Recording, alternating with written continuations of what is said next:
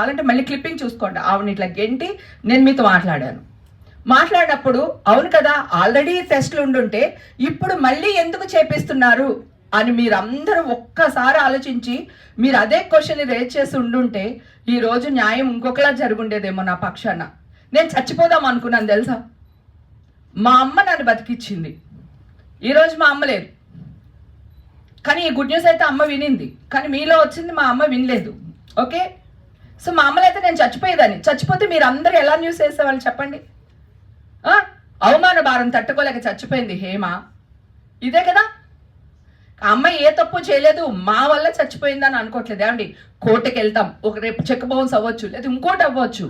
నేను మనిషినే కదా, వెళ్తాం కోర్టుకి వెళ్తాం, లేదా స్టేషన్కి వెళ్తాం, ఇంకొకటి వెళ్తాం. ఇట్లా బురద చల్లడం ఏంటండి? నిజాలు ఇప్పుడు 100 మంది నిర్దోషులు తప్పించుకున్నా పర్వాలేదు, 100 మంది దోషులు తప్పించుకున్నా పర్వాలేదు కదా. ఒక నేను చేయలేదు, నేను తప్పు మాట్లాడానేమో అని నాకు అనిపించింది. అందుకని ఒక శిక్షించకూడదు అని మాట్లాడినప్పుడు మీరందరూ కోర్టు తీర్పు రాకుండా, పోలీసుల తీర్పు రాకుండా మీరు ఎలా శిక్షలు వేసేస్తున్నారని అడుగుతున్నాను. మీ శిక్షల వల్ల మేము చచ్చిపోతున్నాం, మా ఫ్యామిలీ చచ్చిపోతుంది, నా బిడ్డ భవిష్యత్తు పోతుంది. ఇది మీకు కరెక్ట్ అనిపిస్తుందా? న్యాయం అనిపిస్తుందా? సరే, వేసిందేదో వేసేశారు, అయిపోయింది, మీతో నాకు గొడవ వద్దు. కానీ November 3కి నాకు వస్తే ఈ రోజు వరకు హేమకి క్లీన్ చిట్ దొరికిందని ఒక్క వ్యక్తి కూడా ప్రచురించలేదు తెలుసా మీకు. నేను ఛానల్కి వెళ్ళి, నేను ఛానల్ సీఈఓలతో మాట్లాడి 2 నెలలు ఈవేళ ఫ్రీ లేదు హేమ, రేపు మాట్లాడదాము, ఎల్లుండి మాట్లాడదాము, అవతల ఎల్లుండి మాట్లాడదామని ఇన్ని నెలలు గడుపుకొచ్చారు.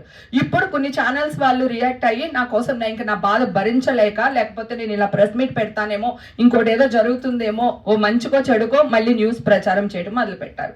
ఈ రమేష్ వైట్ల అన్న ఆయన జర్నలిస్టు, ఆయనకి ఈగో హట్ అవడం ఏంటండి? అసలు నా మీద కచ్చపడటం ఏంటండి? ఆయన జర్నలిస్టులు కక్షలు పెట్టుకుంటారా మీరు?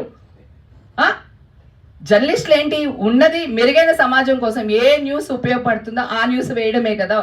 ఇంతవరకు రోజు నేను చూపిస్తాను మెసేజ్లు రమేష్ వైట్లకు, నన్ను బ్లాక్ లో కూడా పెట్టాడు ఆయన. మా ఫిల్మ్ జర్నలిస్ట్ పనిగారు ఉన్నారు, ఆయనతో మాట్లాడుతున్నాను. మరి ఆ రోజు ఎన్టీవీలో అంత న్యూస్ వేసినప్పుడు, ఇప్పుడు క్లీన్ చిట్ వచ్చినప్పుడు ఎందుకు వేయరు? బిగ్ టీవీ వాళ్ళు ఆ రోజు నా వాయిస్లు రికార్డ్ చేసి వేస్తూనే ఉన్నారు కదా, ఈ రోజు ఎందుకు రియాక్ట్ అవ్వట్లేదు? ఇది తప్ప కాదా చెప్పండి. రేపు నేను నా బిడ్డకి మ్యారేజ్ చేయాలనుకుంటాను, నా భవిష్యత్తులో నేను ఇంకొకటి అవ్వాలి.